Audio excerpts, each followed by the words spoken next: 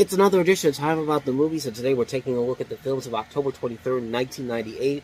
We got 6 movies to look at today, some notable movies as well, so let's just go ahead and jump on into it. We'll start off with the biggest new release of the weekend, and that is Pleasantville.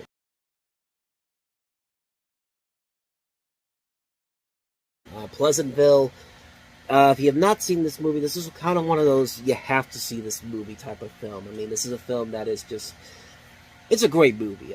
You basically have Tobey Maguire and Reese Witherspoon as these 1990s teenagers who wind up getting trapped inside of a 1950s TV show, set in a small Midwestern town, and their residents there are perfect in every way.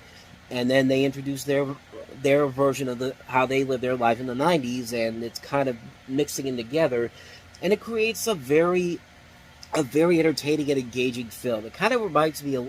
There's so many different similarities you can make to this movie. The Wizard of Oz is a perfect example in terms of the visuals. A little bit of the Truman Show in there. I completely forgot what I was going to say. A little bit of a mix of Stay Tuned, as well as a little bit of a mix of Cool World. Like, a lot of different elements coming together here, and it makes for a really entertaining movie. It's a very thought-provoking film.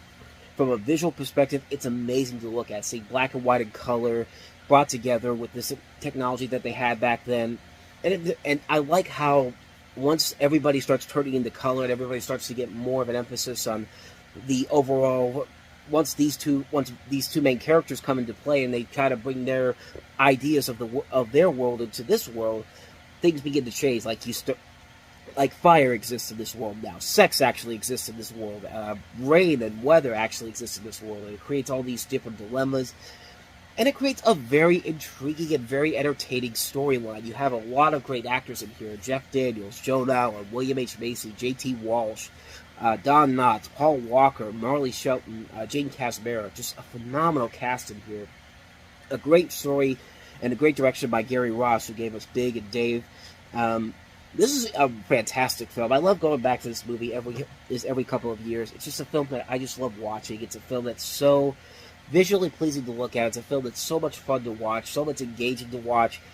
It's a film that really was kind of ahead of its time because it was a critical hit when it came out, but it bombed the box office when it came out back then.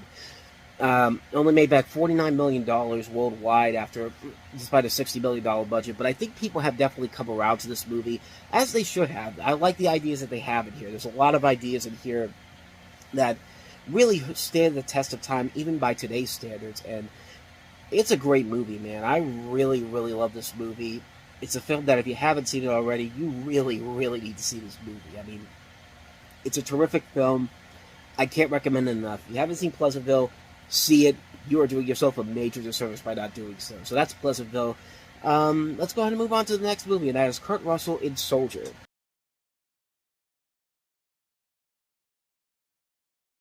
Yeah, as soon as you see the Paul W.S. Anderson's name on there, Abandon Hope, Ye Who Enter Here.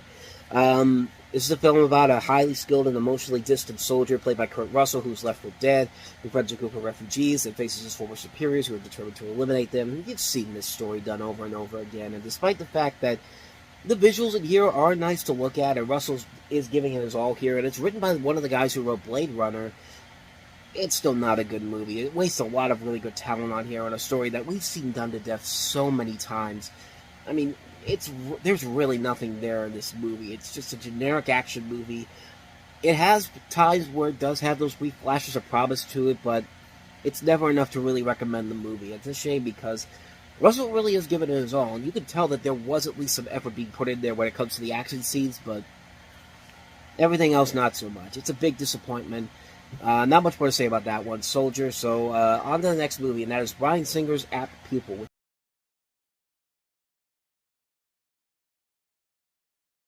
So this is based off of a story by Stephen King that was written back in 1982, a novella of his.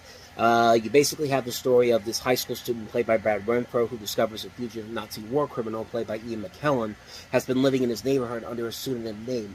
Boda has become obsessed with Nazism and the Holocaust, and he persuades Sonder to share his stories, and their relationship stirs malice in each of them. And Singer himself is called Apt Pupil, a study in cruelty with Nazism serving as a vehicle to demonstrate the capacity of evil. And you could probably say that Family Guy, whenever they did that episode where Chris had the relationship with his new neighbor who was also a Nazi.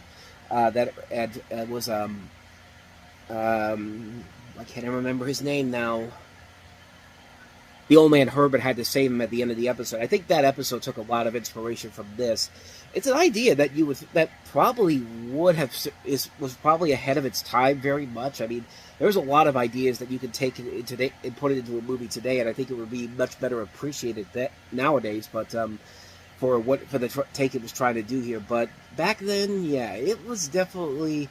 I wouldn't have been surprised if people were really, really criticizing this idea, bringing this into a mainstream movie like this. But for Bryan Singer, he did a pretty good job with it. It's probably one of his more underrated films he's ever done as a director. He gets a great performance out of Ian McKellen as the neighbor, and you could easily tell that he got him late. This was kind of the inspiration for him to cast him as Magneto in X-Men after this. But phenomenal performance, man. And also you get a great performance from the late Brad Renfro in here. It has a lot of good ideas to it. I do like what they were trying to go for here. It's one of those movies where there's a good idea, but the execution and the way it plays it out, it doesn't go as far as I think it really needed to go. I think they tried to do it a little bit too mainstream. I think they tried a little bit too hard to go for a more common audience instead of actually just going all in on it, like something take it more seriously, like something like Usual Suspects probably would have gone, But it's fine for what it is, but it definitely could have been a whole lot better. I think it works mostly because of the performances by McKellen and Renfro, and just the ideas that it has to just go as far as it wants to go to try to get its point across. Even though it doesn't do it all the way through, I really wish it did, but I can't say the movie is terrible by any means, far from it. I think it is a very well-made film. I think it is a very solid film overall. I just only wish the ending was I just wish they went a little bit further than they actually went with this. But like I said, for what it is, it does deliver what it promises, and I think it does deliver more than enough to say you should definitely check it out. It's definitely one of Bryan Singer's more underrated movies, and one that definitely deserves to be watched. So definitely check that one out. That's Apt Pupil. So let's go ahead and move on to the next movie here, and that is Free Riders. Extreme snow sledding. That's literally what this movie looks like. The plot is that join the best free riders on the planet, like Candace Thauvet, J.P. Auclair, and Suzanne Sawyer, as they take you on a ski trip from Mexico to Greece and even to the top of a volcano. That's pretty much all I know about this. This is a documentary. I think it's a documentary, but once again, haven't seen the movie, but doesn't look like it has some nice visuals, like some nice snow visuals, and I don't know, the idea of skiing off a volcano sounds pretty awesome, but again, that's pretty much all I know about this one, so this is another quick one here. So that's Free Riders, sponsored by Nissan. But let's go ahead and move on to the next movie, and that is Trey Parker and Matt Stone once again teaming up in another film from Universal in 1998, and that is Orgasmo.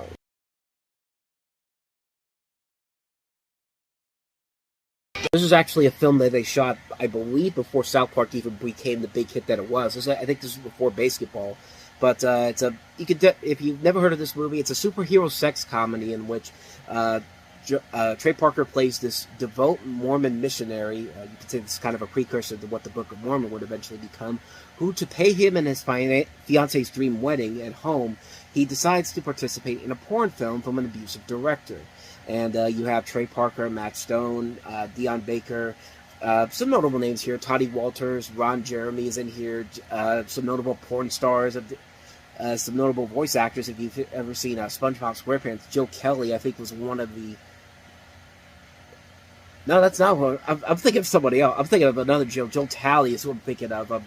Sorry about that, but you have some notable names in here. Mostly notable names from porn as well, but... like I said, this is a film that came out I think this came out right before South Park blew up and became the success that it's now known for. But it's a film that not a lot of people really remember, honestly. And to be honest with you, I've never seen this movie. I've seen everything from Trey Parker and Matt Stone, but everything except for this one. It's one I've been trying to get to see for a number of years now. I've just never gotten around to checking it out, but... I've always wanted to see it, though. It looked like a funny movie. It looked like it fit right into the same type of people who would like South Park and like the works of Trey Parker and Matt Stone. And I feel like that's something that I think people would that this is right up the alley of those people who would like that. So I really do want to see this movie at some point, and I probably should, considering that I've heard about this movie for almost 20 years now, and I've yet to see this movie. But I do want to see it, though. So I don't know. Maybe if I can find it online at a good price, I'll probably check it out. But I do want to check it out at some point. But so that is Orgasmo. So let's go ahead and move on to the last movie we have here, and that is Roberto Benigni in Life is Beautiful.